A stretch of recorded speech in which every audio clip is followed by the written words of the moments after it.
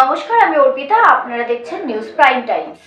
রাজ্যপালের সাথে দেখা করে সুকান্ত মজুমদার অভিযোগ করেছেন, আরজি করের ঘটনার পর মুখ্যমন্ত্রী মমতা বন্দ্যোপাধ্যায়ের হুমকি বাংলায় গৃহযুদ্ধ বাঁধাতে পারে।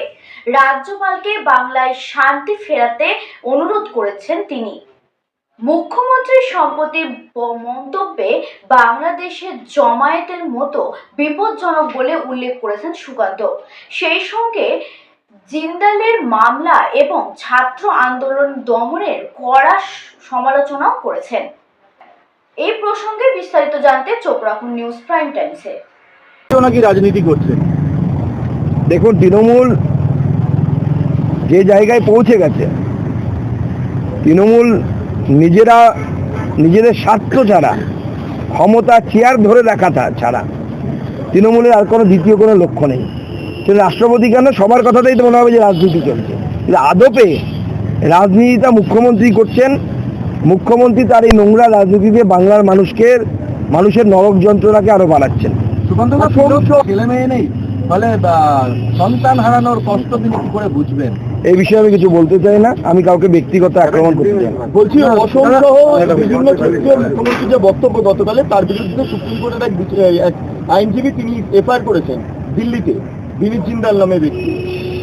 এফআইআর হলে আমি অন্ততপক্ষে আশ্চর্য কিছু হব না, এবং আমার মনে হয় সুপ্রিম কোর্ট সহ ভারতবর্ষে যে সাংবিধানিক সংস্থাগুলো আছে তাদের সবার এই বিষয়ে খুব গভীরভাবে চিন্তন করা উচিত, এবং সবথেকে বড় করে বাংলার মানুষের গভীরভাবে চিন্তা করা উচিত।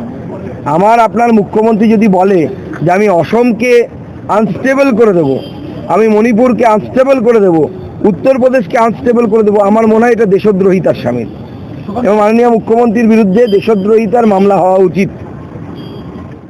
ডক্টর সিবি আনন্দ বোসের সাথে আমি, মাননীয় শ্রী দিলীপ ঘোষ, শ্রী জগন্নাথ চট্টোপাধ্যায় আমাদের রাজ্যের সাধারণ সম্পাদক, আমাদের শ্রী দীপক বর্মন এমএলএ এবং সাধারণ সম্পাদক, আমরা মাননীয় গভর্নর সাহেবের সাথে দেখা করি এবং তাকে আরজি কর ঘটনা, 9 আগস্টের ঘটনা এবং তার পরবর্তী যে সমস্ত ঘটনাবলী ঘটেছে পশ্চিমবঙ্গে, সাধারণ মহিলাদের রাত্রে নেমে 14 তারিখ রাত্রে নেমে প্রতিবাদ থেকে শুরু করে, ছাত্র সমাজের অরাজনৈতিক প্রতিবাদ থেকে শুরু করে, গতকাল ভারতীয় জনতা পার্টির বন্ধ, তৃণমূল কংগ্রেসের গুন্ডামি কোনো জায়গায়, এবং তার সাথে এই প্রথম আমরা দেখলাম যে একজন সিএম মঞ্চ থেকে গুন্ডামি মারছেন, যেন গুন্ডারা হিন্দি এবং বাংলা সিনেমায় ধমকায় চমকায়, সেরকম দেখলাম যে একজন মুখ্যমন্ত্রী ডায়লগ দিচ্ছেন ধমকানো এবং চমকানোর। তাতে তিনি ফোর্স করবেন, কি করবেন সেসব অনেক কিছু বলেছেন। আমরা বিস্তৃত আকারে মাননীয় গভর্নর সাহেবকে সমস্ত কিছু বলেছি, এবং আমরা বলেছি যে দেখুন, মাননীয় মুখ্যমন্ত্রীর এই যে ফোর্স করার কথা উনি বলছেন, বা ডাক্তারবাবুদেরকে চমকাচ্ছেন, সাধারণ মানুষকে বলছেন রাস্তায় নামলে পরে তৃণমূল কংগ্রেসের লোকেরা তাদেরকে মারবে, ইনডাইরেক্টলি কালকে উনি তাই বলেছেন। পুরো ডিটেলস আমরা মহামহিম গভর্নরকে জানিয়েছি, এবং ওনার কাছে প্রার্থনা জানিয়েছি যে আপনি ভরসা, আমাদের পশ্চিমবঙ্গবাসী অনেক আশা নিয়ে আপনার দিকে তাকিয়ে আছে। কারণ যেভাবে প্ররোচনামূলক দূরভিসন্ধি নিয়ে প্ররোচনামূলক কথাবার্তা গতকাল মাননীয় মুখ্যমন্ত্রী বলেছেন এবং হিংসা উস্কে দেওয়ার চেষ্টা করেছেন, এই হিংসা হলে পরে কিন্তু পশ্চিমবঙ্গে একটি গৃহযুদ্ধ বাঁধবে। কারণ উনি ফোঁস করলে আমরা বসে থাকবো, এরকম তো হতে পারে না। তখন আমি যেমন গতকাল বলেছি সেরকমই হবে, তখন তেরে মেরে দান্ডা করে দিই ঠান্ডা, বাংলার মানুষ তখন তেরে মেরে দান্ডা করবে। আমরা চাই না সেই ধরনের পরিস্থিতি। পুরো বিষয়টা তৈরি হয়েছে, পুরো আরজি করের মহিলা ডাক্তারের খুন, মার্ডার এবং তাকে আত্মহত্যা বলে চালানোর চেষ্টা, সমস্ত পুঙ্খানুপুঙ্খ আমরা বলেছি, ডিটেলস। সেই জন্য আমাদের অনেকক্ষণ সময় লাগলো, প্রত্যেকটি বিষয় বলেছি। উনিও বললেন যে হ্যাঁ, আমি মেয়েটির মা বাবার সাথে দেখা করেছি, মেয়েটির মা বাবার সাথে কথা বলে এসেছি, এবং উনিও বহু মানুষের ফোন, ইমেল, মেসেজ পাচ্ছেন, তার কাছে মেসেজ আসছে পশ্চিমবঙ্গের মানুষের, এমনকি ভারতের বাইরে থেকে যারা ভারতীয় এনআরআই যারা তারা পর্যন্ত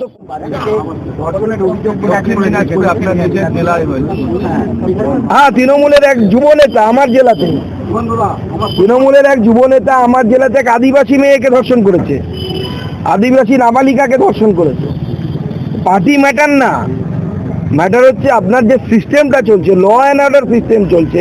আমরা যেটা বারবার বলছি যে আরজি করের ঘটনাকে কোনো বিচ্ছিন্ন ঘটনা হিসেবে দেখবেন না, এটা শাসকের মাইন্ডসেট। আর শাসকের মাইন্ডসেট যখন এরকম হয়ে যায়, তখন নিচু তলার যারা অপরাধী আছে তারা ধরাকে সরা জ্ঞান করে না, তারা এনকারেজ হয়। তারা তো দেখছে কামদুনিতে রেপ করলাম, পা চিরে ফেরলাম, মেরেলাম, বেঁচেও গেলাম, বিনীত গোয়েল বাঁচিয়ে দিল বাবা বাবা করে, আমি আবার করব। অন্য বা তারা না করলে অন্য একজন অপরাধী এনকারেজ হচ্ছে। শেষ করুন, লাস্ট সেখানে এই যে ছাত্র সমাজের নবান্ন অভিযানের পর একের পর এক আহ্বায়ককে, নেতাকে বা সেদিনকে যারা এসেছেন তাদের আটক করা হচ্ছে, এ বিষয়ে রাজ্যপালকে কিছু জানিয়েছেন?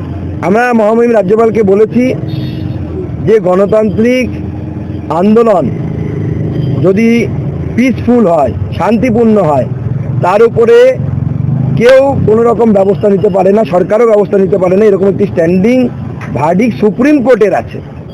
সুকান্ত মজুমদার, দিলীপ ঘোষেদের বলার প্রয়োজন নেই, বা আমি বলবো মহামহিম রাজ্যপালেরও বলার প্রয়োজন নেই। ভারতবর্ষের অ্যাপেক্স কোর্ট, সর্বোচ্চ আদালত সেটা বলে দিয়েছে আপনি করতে পারেন না।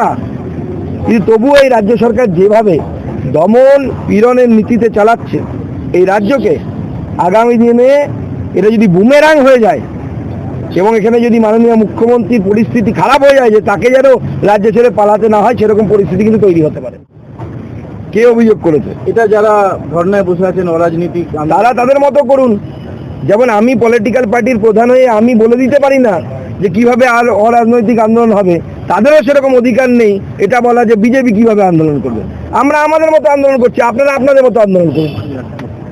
সবারই একটাই লক্ষ্য, দফা অনেক হতে পারে, দাবি সবারই এক, দফা অনেক, দাবি এক, মুখ্যমন্ত্রীর পদত্যাগ। পানিহাটিতে এক মহিলাকে আটকে রেখে তাকে যৌন নির্যাতন করা হয়েছে, বিজেপি নেতা অভিযুক্ত স্পন্দন দাসের বিরুদ্ধে অভিযোগ।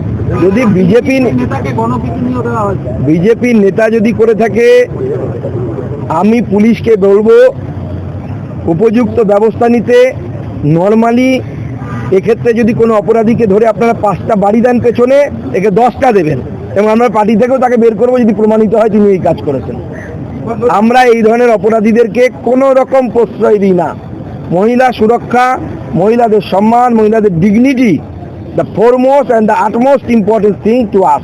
দাদা হিন্দি নেতা, বাংলার সাংবিধানিক অধিকার, বাংলার গণতন্ত্র, বাংলার মানুষের স্বাধীনতা, স্বাধিকার, এই রক্ষার দায়িত্ব সংবিধান আপনাকে দিয়েছে। সেটা আপনার কাছে আমরা অনুরোধ নিয়ে এসেছি যে আপনি এই অধিকারকে রক্ষা করার জন্য যা যা করা প্রয়োজন তা করুন এবং উপযুক্ত ব্যবস্থা নিন।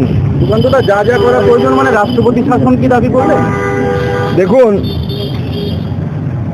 আমরা ওনাকে বলেছি যে বাংলার মানুষের সাংবিধানিক অধিকার রক্ষার জন্য যা যা করা প্রয়োজন।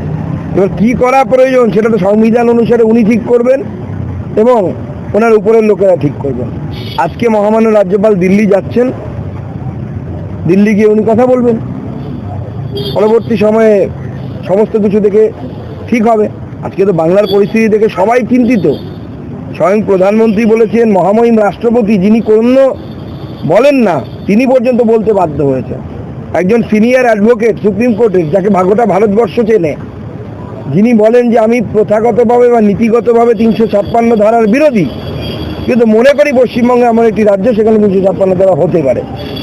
এই ধরনের মন্তব্য সুপ্রিম কোর্টের সিনিয়র মোস্ট কাউন্সিলের কাছ থেকে আসা, আমার তো মনে হয় মানে তিনি তো মস্করা করার জন্য বলছেন না। গোটা ভারতবর্ষের মানুষ চিন্তিত। বিশেষত গতকাল মাননীয় মুখ্যমন্ত্রী যে কথাগুলো বলেছেন যে আমি আসামকে অশান্ত করে দেব, আমি মণিপুরকে অশান্ত করে দেব বা অশান্ত হবে, উত্তরপ্রদেশ অশান্ত হবে। আমি গতকালে বলেছি, আজকেও বলছি, আমরা মাননীয় মুখ্যমন্ত্রীর এই সমস্ত কথার মধ্যে বাংলাদেশের জামাতের এবং ছাত্র শিবিরের শব্দের প্রতিধ্বনি শুনতে পাচ্ছি। এবং কোইন্সিডেন্টালি বাংলাদেশের তদারকি সরকার গতকালই জামাত এবং ছাত্র শিবিরের উপর থেকে নিষেধাজ্ঞা তুলে নেয়, তাদেরকে বৈধ সংগঠন হিসেবে ঘোষণা করে। এবং গতকালই মুখ্যমন্ত্রীর এই ধরনের কথাবার্তা, যে কথাবার্তাগুলো জামাত এবং তার ছাত্র সহযোগী যে ছাত্র সংগঠন, তাদের কথাবার্তার মধ্যে মিল পাওয়া যায়। এবং আপনারা জানেন জেএমবি যে জঙ্গি গোষ্ঠী আছে, তাদের সাথে জামাতের যোগসূত্র আছে বলে এই ধরনের অভিযোগ আছে। সিবিআই ডেভেলপমেন্ট কি মানুষ জানতে চাইছে? নিজে থেকে স্বতঃস্ফূর্ত মামলা করলো ইডি। দেখুন, আপনাদেরকে আগেই বলেছি, কোনো তদন্তকারী সংস্থা তথ্য প্রমাণ ছাড়া কারো বিরুদ্ধে ব্যবস্থা নিতে পারে না। নিলে আজকে যদি সন্দীপ ঘোষকে অ্যারেস্ট করে কালকে জামিন পেয়ে যাবে। কোর্টের সামনে কি বলবেন আপনি গিয়ে? তথ্য প্রমাণটা কোথায়? সিবিআই বা যে কোনো তদন্তকারী সংস্থাকে পলিগ্রাফিক টেস্ট কখন করতে হয়? যখন সার্কামস্ট্যান্সিয়াল এভিডেন্স পাওয়া যায় না। সার্কামস্ট্যান্সিয়াল এভিডেন্স পাওয়া যাচ্ছে না কেন? ক্রাইম হয়েছে বডির উপর, বডি নেই, বডি পুড়িয়ে দেওয়া হয়েছে জোর জবরদস্তি। যে এলাকায় ক্রাইম হয়েছে সেখানে গরু চড়ানোর মতো সন্দীপ ঘোষ এবং তার দলবল সরে এসেছে। আপনার মনে হয় এরপরে কোনো তথ্য প্রমাণ পাবেন? একজন লয়ারকে নিয়ে যাওয়া হয়েছিল, কি উদ্দেশ্যে নিয়ে যাওয়া হয়েছিল সেই লয়ারকে ধরে বা তার বুদ্ধি নিয়ে সেইখান থেকে তথ্য প্রমাণ লোপাট করার চেষ্টা করা হয়েছে কি না মুখ্যমন্ত্রীর নির্দেশে বা তার অনুপ্রেরণায়? তো তথ্য প্রমাণ না থাকলে সিবিআই কেন FBI অ্যারেস্ট করতে পারবে না? তথ্য প্রমাণ দরকার তো। এবার পলিগ্রাফিক টেস্ট, এই পলিগ্রাফিক টেস্টকে আপনারা জানেন পরবর্তী সময় কোর্টে গিয়ে চ্যালেঞ্জের মুখে পড়তে হয়। তো পলিগ্রাফিক টেস্ট থেকে তথ্য নিয়ে জানি না কি তথ্য পেয়েছে কি তারা, তার পরবর্তী পদক্ষেপ সিবিআইকে নিতে হবে, এনকোয়ারি করতে হবে, জিজ্ঞাসাবাদ করতে হবে। সুকান্তদা